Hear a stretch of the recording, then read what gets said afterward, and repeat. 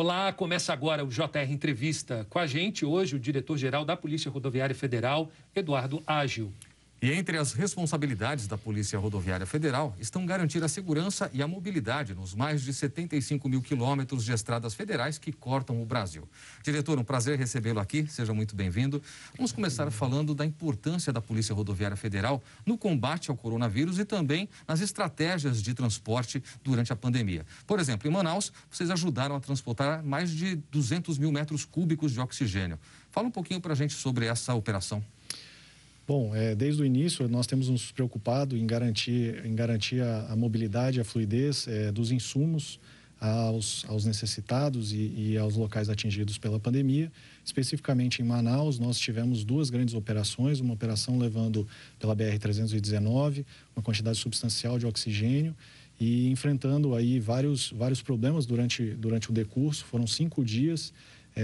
A BR ela já foi pavimentada, hoje ela não está mais pavimentada e isso trouxe uma série de problemas. É lógico que nós optamos pelo modal terrestre em virtude da redução em até 3 dias do deslocamento que seria feito por balsa. E nós, sabedores da problemática e da gravidade da crise em Manaus, nós optamos por realizar essa escolta juntamente com o Ministério da Infraestrutura e DENIT, com uso de máquinas e viaturas. Nós conseguimos chegar lá antecipando em 3 dias aí a chegada de oxigênio. O mesmo tem sido feito pelo estado de Roraima, com uma quantidade também substancial de oxigênio da White Martins, que nós temos levado até Manaus e com isso garantindo o suprimento tão necessitado pelas pessoas que estão ali em Manaus nesse momento da pandemia. Diretor, foi um tema que ganhou repercussão nacional, justamente essa falta de oxigênio nos hospitais de Manaus. Eu queria que o senhor detalhasse mais para a gente como é que funciona essa operação da PRF. Vocês deslocam policiais do país inteiro justamente para fazer essa escolta, são os PRFs de lá. É uma mobilização meio que de guerra mesmo para poder garantir que o oxigênio chegasse até Manaus?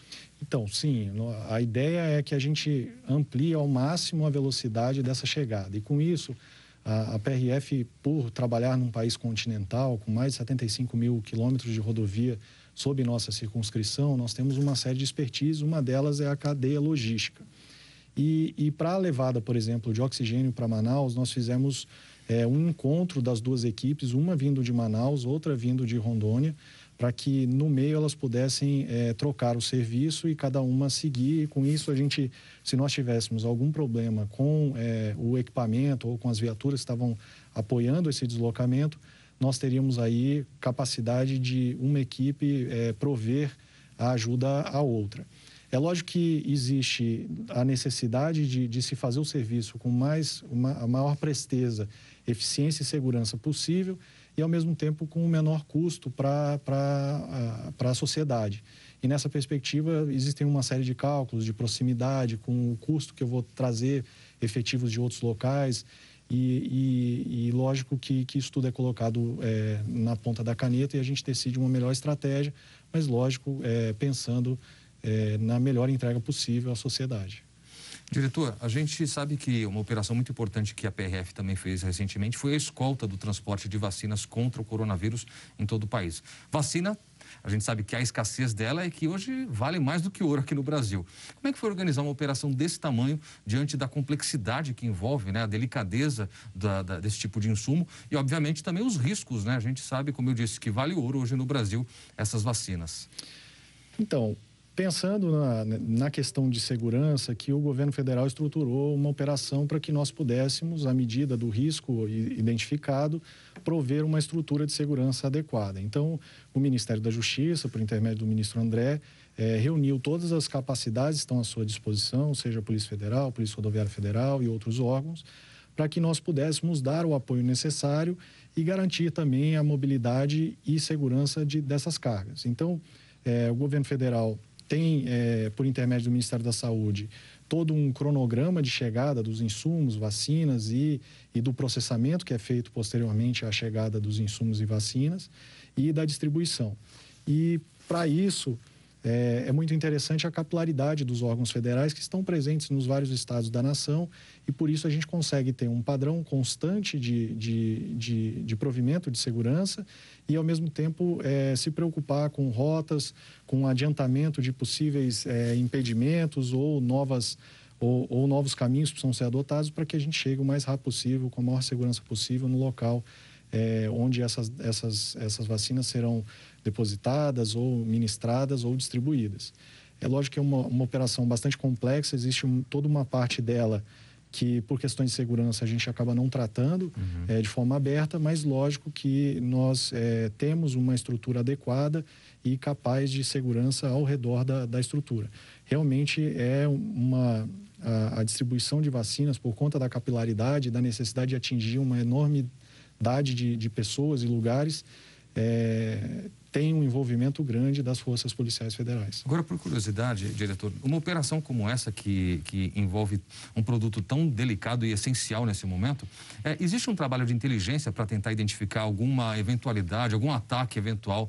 Eu imagino que se houver, não pode se falar com clareza se foi identificado ou não, mas vocês fazem um trabalho de inteligência, vamos supor, tem alguma quadrilha tramando um roubo desse tipo de carga. É possível identificar isso antes?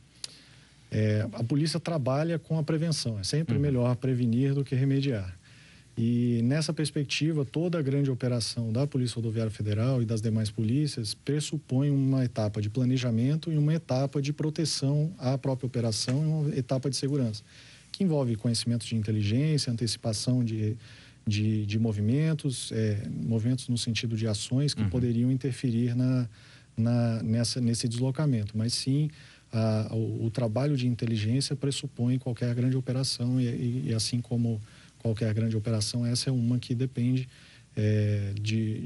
dessas antecipações para que nós possamos ser bem-sucedidos nas nossas ações. Diretor, a gente estava falando aí das últimas operações da Polícia Rodoviária Federal, envolvendo a vacina e também a escolta de oxigênio lá para os hospitais de Manaus. Agora vamos falar da função principal da Polícia Rodoviária Federal, que é justamente garantir a segurança das principais rodovias federais, né? E nós vamos falar agora de um tema muito importante, que é o combate ao tráfico de drogas, principalmente drogas ilícitas, né?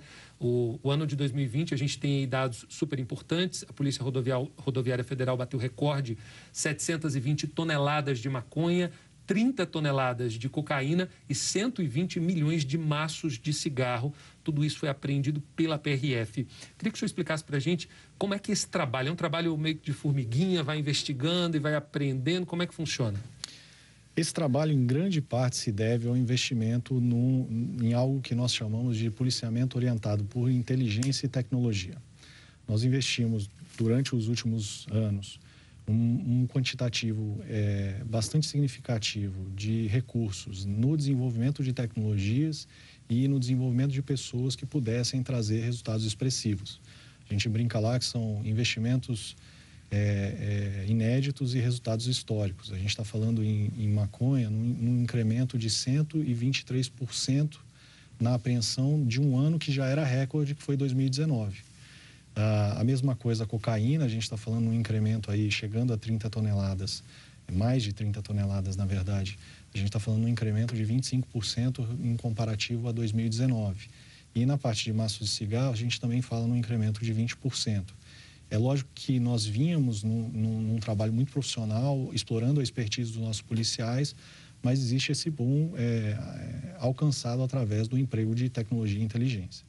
É lógico que existem uma série de outras estratégias, e aí a gente tem, com o suporte do ministro André Mendonça, através do Ministério da Justiça, nós temos tido um investimento histórico. O nosso orçamento ele foi preservado no momento de contingência, e aí entendendo o papel da Polícia Rodoviária Federal no provimento de segurança, inclusive para os insumos durante o momento de pandemia, de forma bastante proba. O ministro manteve o orçamento, e o presidente também manteve o orçamento da Polícia Rodoviária Federal e da Polícia Federal, e com isso a gente vem conseguindo entregar resultados que são recordes realmente.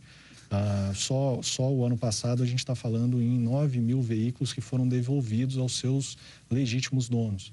A gente está falando num quantitativo substancial de impacto ao crime organizado e ao crime como um todo.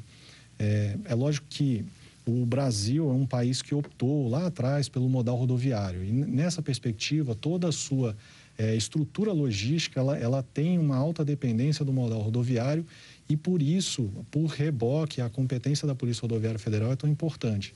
A gente consegue, atuando nas rodovias federais, promover um estrangulamento da logística criminal e impedir que produtos ilícitos que vêm de outros países adentrem no território nacional e cheguem nas escolas, nos bairros e nas cidades, o que demandaria uma atuação muito mais dispendiosa e muito menos eficaz. Então, a gente trabalha no atacado e não no varejo. A gente impede a entrada no atacado. E aí, nessa perspectiva, esse mês de fevereiro, a gente fez a segunda maior apreensão da história do Brasil, chegando próximo a 30 toneladas em um veículo só de maconha. Isso demonstra a nossa capacidade de empregar a inteligência em prol de um resultado muito mais expressivo e eficaz. Ok, e você que está em casa pode assistir ao JR Entrevista na Record News às 10h40 da noite, também no Portal R7, ainda no Play Plus, no Jornal da Record e no JR 24 horas, à 00:30. E, claro, também em nossas redes sociais. Diretor, agora o senhor estava falando aí, eu queria que o senhor dissesse um pouquinho como que a gente pode traçar esse mapa, esse xadrez aí, de onde que vem principalmente essa droga? A gente está falando de muitas toneladas de maconha, vem principalmente da região sul, sudeste, como é que é? Bom, o nosso combate ele é eminentemente de drogas ilícitas que entram no território nacional de países vizinhos. Então, a gente trabalha em 3 arcos, o Arco Sul, o Arco Central e o Arco Norte, onde a gente emprega efetivos e equipamentos especiais para que a gente possa ser muito eficaz. Então, assim, o Brasil não é um país eminentemente produtor de drogas, a gente é um país consumidor. Existe uma grande quantidade de consumo no país e faz com que o Brasil seja um mercado, né, dessa droga que vem do exterior. A nossa estratégia é exatamente impedir de forma integral, sistêmica, que os traficantes de droga ou os traficantes de arma ou qualquer outro ilícito que adentre o país empregue a estrutura logística nacional. A nossa estratégia é negar o uso da estrutura logística nacional ao crime. E eu acredito que a gente tem avançado muito na nossa eficiência em realizar essa função.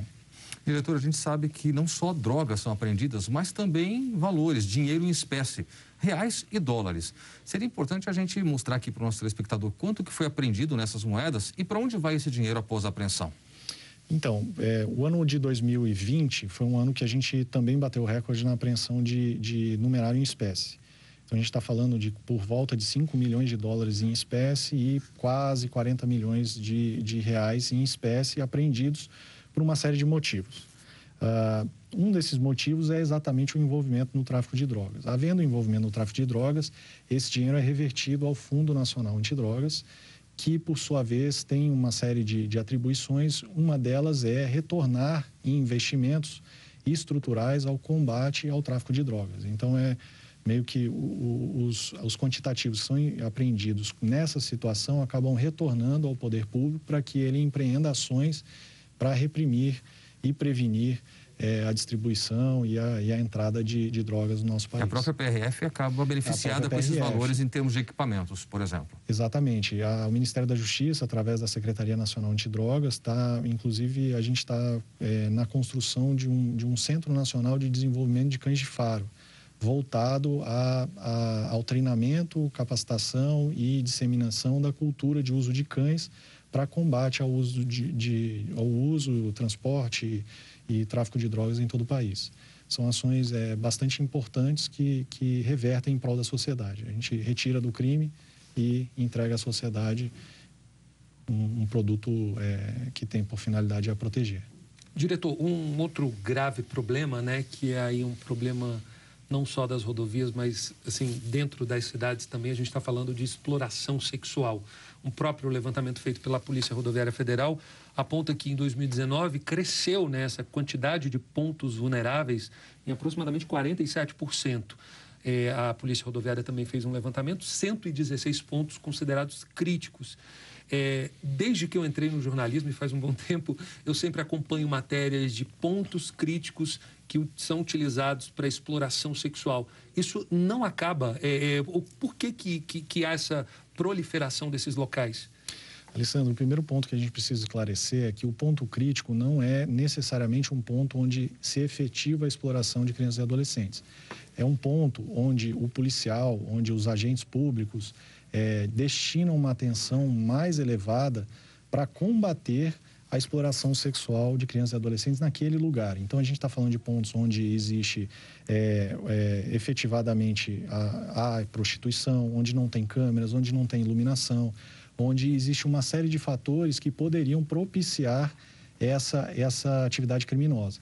E nessa perspectiva, a gente tem uma série de níveis onde são apontados ao policial que ali trabalha naquela região, naquele trecho, para que eles se preocupem com aqueles lugares, para que eles não venham se efetivar enquanto ponto crítico, se efetivar um local de realmente constatação. Então, realmente se trata de uma ação preventiva que tem por finalidade chamar a atenção do policial e destinar a sua capacidade operativa para que ali não ocorra aquilo. E é lógico que a gente tem uma série de parceiros, tanto do terceiro setor quanto da iniciativa privada, que ao entender que se trata do combate a esse tipo de ilícito tão atroz, nós temos o envolvimento desses atores. Então, por exemplo, um lugar que é considerado crítico, a gente tem condição de abordar o proprietário do local e trazer uma série de implementos que podem ser feitos ali para que ele coíba a efetivação desse tipo de delito. E isso é feito por todas as rodovias federais do país, para que a gente não permita, de novo, que a estrutura do Estado seja cooptada ou captada pelo crime para uso pelo crime. Então, a gente nega isso através de ações como o Projeto Mapear, que foi muito bem citado por ti. Tá certo, diretor, muito obrigado. Bom, o JR Entrevista vai agora a um rápido intervalo e na volta a gente vai falar sobre a expectativa para o concurso da Polícia Rodoviária Federal. Até já. Estamos de volta com o JR Entrevista. O nosso convidado hoje é o diretor-geral da Polícia Rodoviária Federal, Eduardo Ágil. Diretor, vamos falar ainda dessa temática, né, que trata da exploração sexual. Vamos falar da BR-116, que foi considerado um dos pontos mais críticos, até por conta da extensão dessa BR. O que a Polícia Rodoviária Federal tem feito para inibir esse crime, exploração sexual, lá nessa área? Alessandro, em relação à constatação, quando se constata que se trata de um ponto crítico, esse ponto crítico passa a integrar a rotina operacional dos policiais que ali trabalham. Então, basicamente, o que a gente fez? Quando a gente categorizou aquele ponto como um ponto crítico, ele ganha uma bandeira vermelha e passa a constar da rotina operacional desse policial. Então, o policial, ao realizar um patrulhamento, ao realizar uma ronda, ele acaba tendo que visitar esse local e constatar no lugar se persistem aqueles elementos que categorizaram aquele local como um ponto crítico. Ou seja, ele vai orientado já a atuar daquela maneira, né? Exatamente. Ele vai orientado a percorrer aqueles locais e impedir que ali se constate ou que se concretize aquele crime. Diretor, é importante a gente mostrar para o nosso telespectador também que não é só fiscalização, né? A Polícia Rodoviária Federal atua também na educação do trânsito. Entre muitas operações, não só para que as rodovias se tornem mais seguras, mas também a segurança do pedestre ao utilizar as passarelas que estão ali nas rodovias. Explica para a gente quais são as operações em curso hoje no país e os resultados mais importantes que foram alcançados. Excelente. Quando a gente fala de trânsito seguro, a gente fala de uma série de fatores. E um dos fatores que mais redundam em acidentes é a conduta do condutor. É o como ele se comporta no trânsito e de que forma ele trata as outras pessoas, outros veículos dentro do trânsito. A gente está em meio de uma grande operação nacional envolvendo vários ministérios, aí Ministério da Infraestrutura, Educação, Saúde, Justiça, que iniciou no início do período de férias e vai até o final do Carnaval, é a Operação Rodovida. E dentro dela existe uma série de ações, entre elas, por exemplo, o uso das passarelas. A gente constata que, apesar da instalação das passarelas, algumas comunidades ou uma série de pessoas acabam não utilizando as passarelas e acabam sendo vitimados por atropelamentos no leito da rodovia. Então, qual é o nosso papel? Além de atuar como um agente de fiscalização de trânsito, impondo sanções, multas e outras medidas administrativas, a gente tem um papel usando aí o nosso contato com a população, usando os meios de comunicação, de transmitir essa conscientização. E ali nos locais das passarelas a gente tem feito uma série de ações, inclusive voltadas às crianças. As crianças talvez sejam as que mais absorvem esse tipo de campanha. Na medida em que, ao demonstrar que ali é mais seguro, que usando aquele instrumento, aquela estrutura, ele garante que ele não precisa correr, ele não precisa pular, nenhum veículo vai atropelá-lo, a gente tem melhores dados de mortalidade no trânsito e a gente tem um trânsito muito mais seguro. Interessante, né? Ainda vale essa conscientização, né? Porque ali a gente está falando de rodovias, o pessoal passa 110 km por hora e uma passarela ali é sempre bem-vinda. Principalmente aqui em Brasília a gente tem muito isso, né? No Distrito Federal tem muito isso de rodovias federais que cortam boa parte da capital federal. Agora vamos falar um pouquinho da estrutura da PRF, né? São pouco mais de 11 mil servidores. Esse quantitativo, ele é suficiente? Qual que seria o número ideal de servidores para realmente falar assim, a PRF respira aliviada? A Polícia Rodoviária Federal tem seu efetivo regulado em lei. Esse efetivo é de 13.098 homens.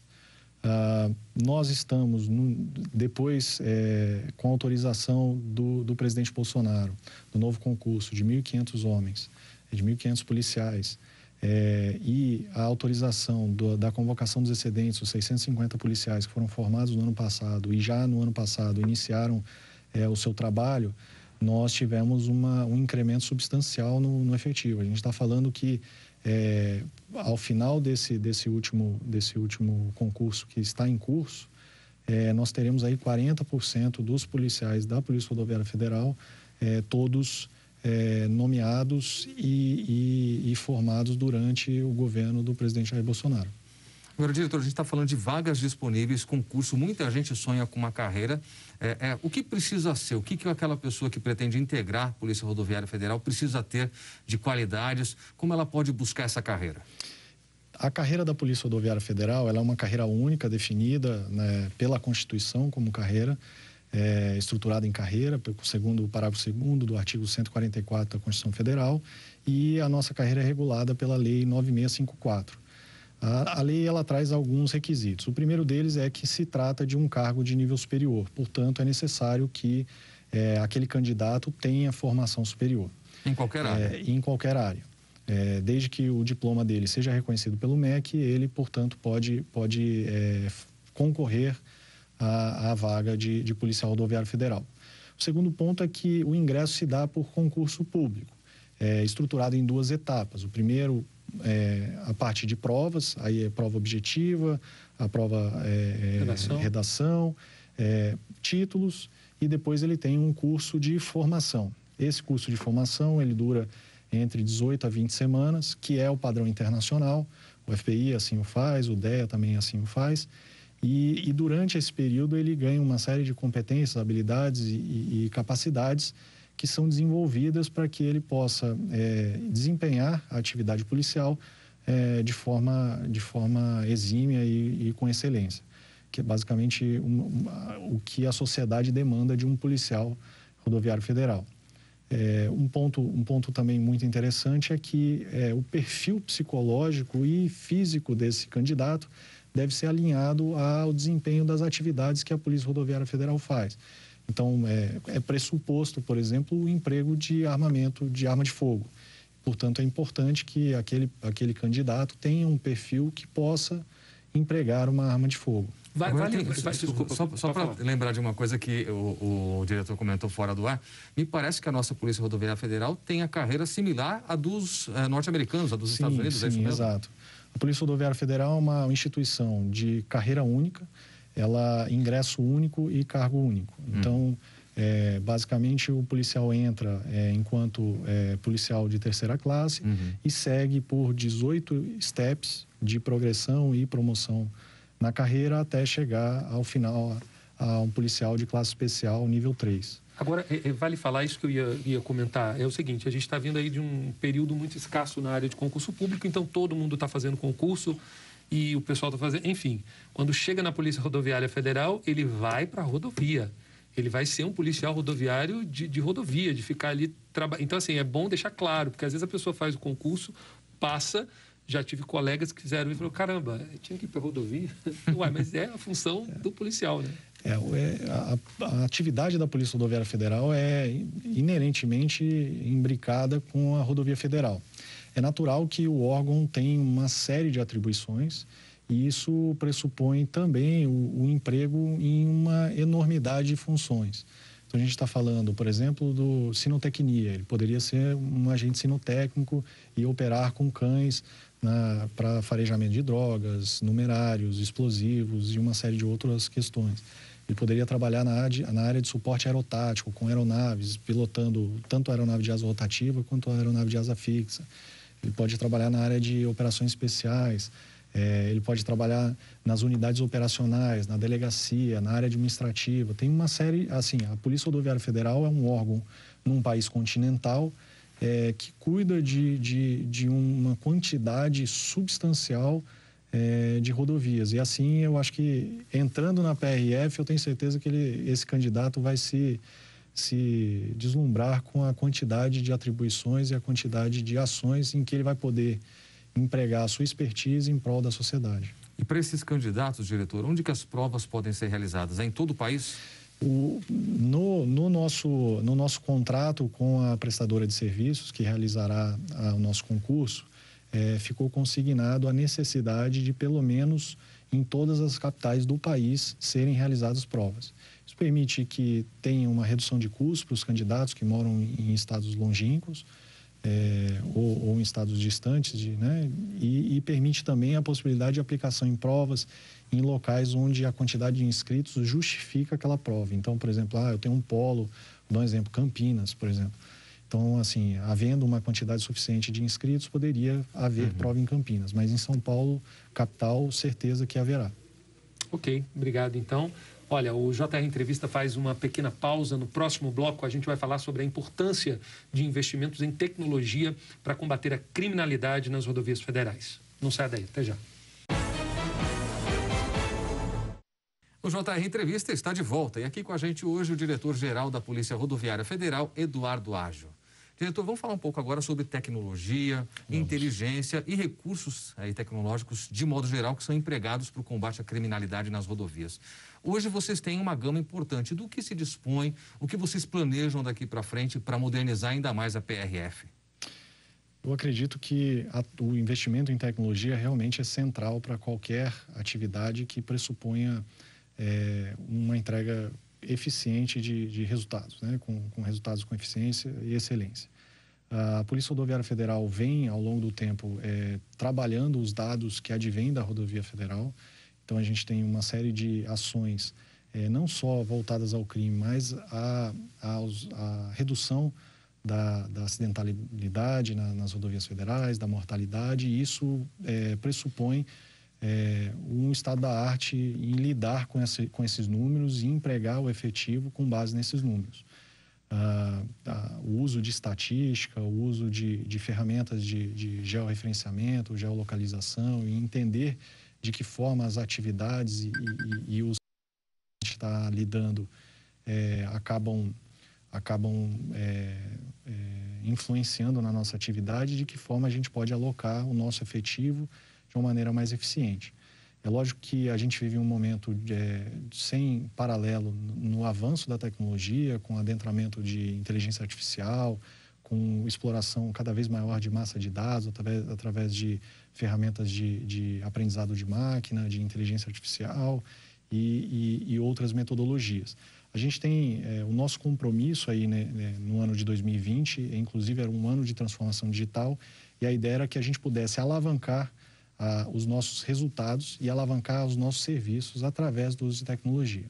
Então, em relação aos serviços ao cidadão, a gente fez uma mudança completa de toda a nosso aparato e estrutura para que o cidadão pudesse peticionar para a PRF eletronicamente.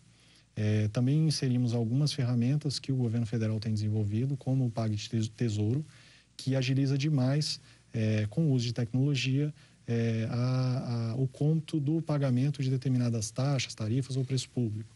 Então, ele vem pelo PagTesouro e a gente consegue constatar que houve pagamento. Então, de forma mais rápida, por exemplo, eu consigo liberar um veículo que dependia de de um pagamento de taxa.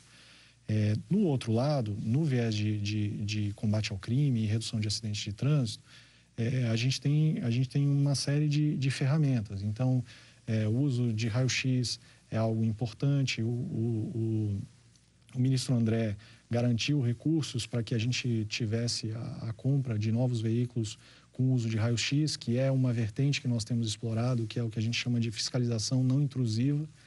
Então, assim, trocando em miúdos, eu posso realizar uma fiscalização que eu pare a rodovia e inviabilize o uso dela para a logística nacional, ou posso empregar tecnologias e meios tecnológicos que me permitam não parar o veículo e mesmo assim fiscalizá-lo. Então, por exemplo, o uso de raio-x é um deles. Existe uma série de outros fatores e vetores que podem ser considerados.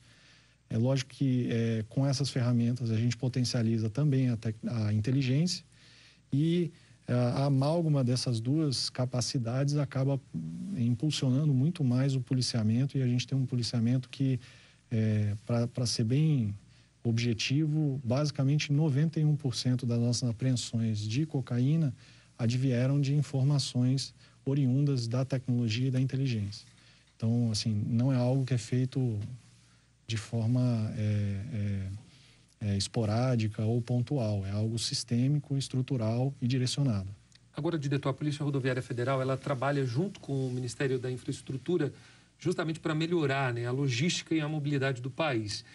Isso aí pode impactar no valor de frete e até no valor também do seguro dos veículos? Então, são duas estruturas que seguem modelos econômicos, né? Tanto a parte de frete quanto a parte de custo do país e da estrutura. Qual a nossa percepção? Nós temos condição de, atuando, permitindo que haja maior fluidez e menores acidentes, em reduzir o custo do país, em permitir que o caminhão, o cavalo-trator, o semi-reboque, qualquer que seja o veículo de transporte, saia de determinado lugar e chegue nesse lugar no prazo acordado, sem qualquer incidente, sem qualquer acidentabilidade. Isso acaba repercutindo no custo da mercadoria ao sair do país, acaba repercutindo no custo da mercadoria ao chegar num supermercado e acaba, lógico, reduzindo o valor do seguro. É lógico que existem uma série de fatores, uma série de externalidades que são computadas. Então, por exemplo, a redução do roubo à carga que nós tivemos no ano de 2020, ela também repercute nessa composição de preço. A redução da acidentabilidade repercute, a melhoria da infraestrutura viária repercute, a melhoria da segurança veicular, seja ela passiva ou ativa, também repercute. Então, nós entendemos isso como um sistema complexo e a gente tenta fazer o direcionamento das nossas ações para cada uma dessas vertentes que a gente pode impactar, para que no final a gente tenha um país mais próspero e mais eficiente. Perfeito. Diretor, obrigado por ter vindo aqui ao nosso JR Entrevista. O JR Entrevista fica por aqui, lembrando que você pode assistir ao programa na Record News, às 10h40 da noite, no Portal R7, também no Play Plus, ainda no Jornal da Record e também no JR 24 horas, à 00:30. E, é claro, nas nossas redes sociais. Muito bem, agradecemos mais uma vez ao diretor pela presença e também a você pela companhia. Até a próxima.